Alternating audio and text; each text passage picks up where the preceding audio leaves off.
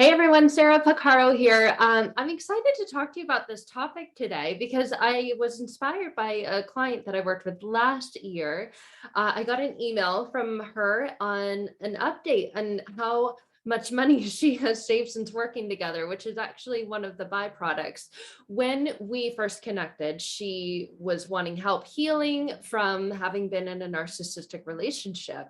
And one of the questions that I dive into is, what is this costing you to keep this problem, right? She was out on the outskirts of the narcissistic relationship, but it's really not just that, right? Obviously, being with them does a number on your mental, emotional, spiritual state, oftentimes your physical state as well. In her case, she was starting to gain a lot of weight because she was emotionally eating and so disconnected from her real, true, genuine, and authentic self that she was looking for things outside of herself to fill that inner void that she felt. One of these was shopping. And so I looked up the word after I got her email today that shared with me how much weight she lost and how much money she saved. She is in a new relationship now, and they are going on a vacation with all the money that they saved or that she saved, and just had this really beautiful conversation with her partner about what she went through, what she experienced, and opening up and feeling safe to open up because she now trusts herself and knows that she's not going to fall off the wagon again because she now has healed those inner wounds that previously were unhealed and unmet. So I looked up the word for it, and I believe it's Oniomania. It's Oniomania. She actually referenced that in the email that she sent me. I don't diagnose people. I just help them very quickly heal their inner emotional wounds from the past. So Oniomania is actually, let me look it up here because I was really interested by this. Oniomania is considered compulsive shopping, or what's commonly referred to as shopping addiction. So even though she didn't originally come to me because she suffered from oniomania or shopping addiction, that's what she says that she had and no longer has it anymore. Now she's healed those inner emotional wounds, is so aligned with, so in tune with, and so connected with herself that most people don't, who have this compulsiveness, the shopping or the shopping addiction, they don't see it as a problem. And that is because it is so socially acceptable. She said it's so incredible now when I am on social media, which is way less than I used to be. I get on there, I kind of like some things and then I get off. I no longer use that as a method to distract myself. I'm now more present with myself, with my kids, with my partner. We're able to have fun times. We're able to laugh. We're able to enjoy each other now because I'm not halfway listening, going like this. Oh, oh, and thinking, oh my gosh, how did Google like get in my brain and know that I was thinking about that or wanted that and impulsively buy it in the form of 2 clicks? It is socially acceptable. I mean, that's what marketing does, right? It makes us feel that we're not going to be good enough or satisfied or fulfilled unless we have that thing that, oh, if you click now, it's 30% off. So every time you do that, right, you know that you feel a little high, you feel a little happier, this excitement as you wait for it to come to you, as you wait for it to arrive, and you see the ring notification that says Amazon is here, delivered your package. And she said to me, Sarah, majority of the time, I didn't even remember what I bought, and realized that compulsive shopping, that shopping addiction was harming her in so many ways. First of all, financially. So second of all, she wasn't able to really truly be present because she was constantly looking for like that next high, so to speak. And we're encouraged by society, we're encouraged by media to do that. But where that comes from and why you feel like you can't stop it, in her case, and many people that I work with who were trying to figure out how to heal, recognizing and realizing the things that they themselves do that would be way better off if they didn't, don't know how to break that. They don't know how to set themselves free from that. They don't know how to help themselves. So that's my job, is to help you and break free from those addictions, those patterns, those habits, those actions, those behaviors that you have that are actually harming you long term, right? For her, it was a connection to emotional eating and compulsively shopping to fill that inner void, which it never did. Now that that inner wound is healed, she no longer feels the urge to emotionally eat. She no longer has, how do you say it? Oniomania or whatever she said.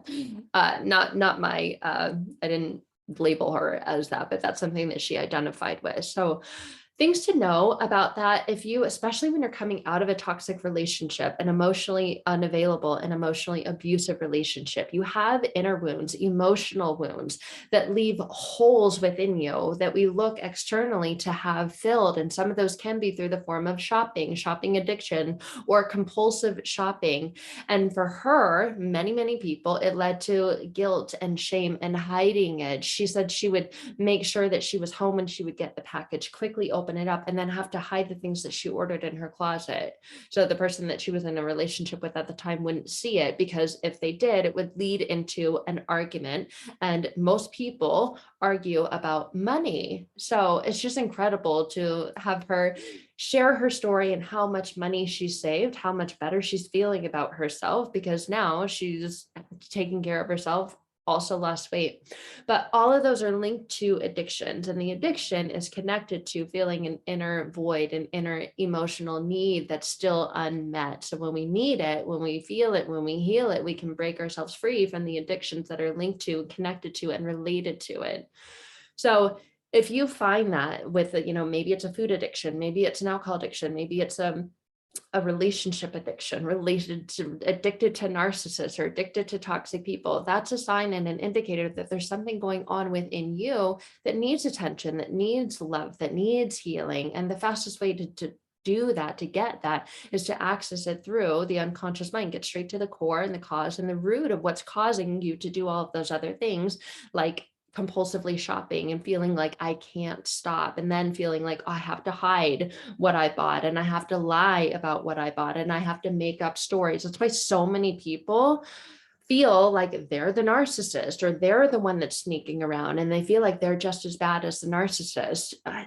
It's so much more than that. It's everything that's going on internally, emotionally, that needs that healing. So if you're ready for that healing, if you struggle with shopping addiction, or if you struggle with compulsive shopping, when you are addicted to that temporary high that you receive, it's the same thing in a narcissistic relationship. You get addicted to that high, and then you feel the low. Same thing with a shopping addiction. So you can see the connection, you can see the parallel, because when you get that high, and then you, like I said, like her, when you receive that whatever it is that you ordered, then you feel that low. You feel unsatisfied with the purchase. Maybe it's something that you purchase and it looks so much better online, and then you get it and you go, this doesn't even fit because I gained weight, or this is like lower quality than I thought it was. Like, how much did I spend on this? I don't even know. It was like 5 purchases ago. And then going through your credit card statement, if you even care, which the majority of the time you don't, you just toss it in your closet and then beat yourself up about it. Like, oh, I'm not satisfied.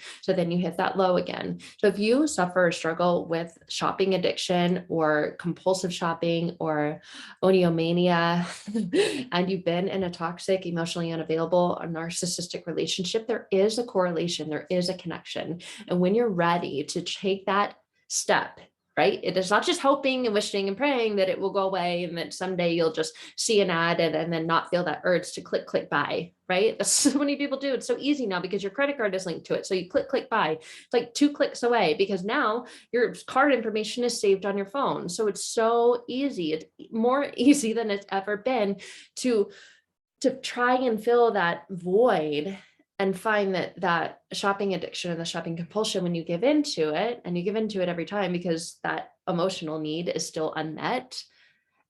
I mean, think about how that's impacting your life. So when you're ready to break free from those addictions, especially when you've been in a narcissistic and toxic relationship, I would love to connect. Not only are you going to save your sanity, not only are you going to save your happiness, you're going to save money too, because you're no longer giving into those addictions that are costing you thousands and thousands of dollars. She told me, I've saved over $8,000 and I didn't get a different job. I didn't get a raise. I just don't compulsively shop anymore. I don't have an addiction to shopping anymore. So thank you. And you're very welcome. Thank yourself for committing to yourself, for investing in yourself to work with me to get free from that problem. So if that's what you're ready for, I would love to talk to you more about how to do just that. Not only are you going to save your sanity and heal those inner emotional wounds, more than likely you're going to put some extra money in your pocket too. And who doesn't need more of that these days? All right, guys, that is all for now. Like I said, there are links to the description, links to connect in the description below this video. And until we connect again, hope you have a beautiful day.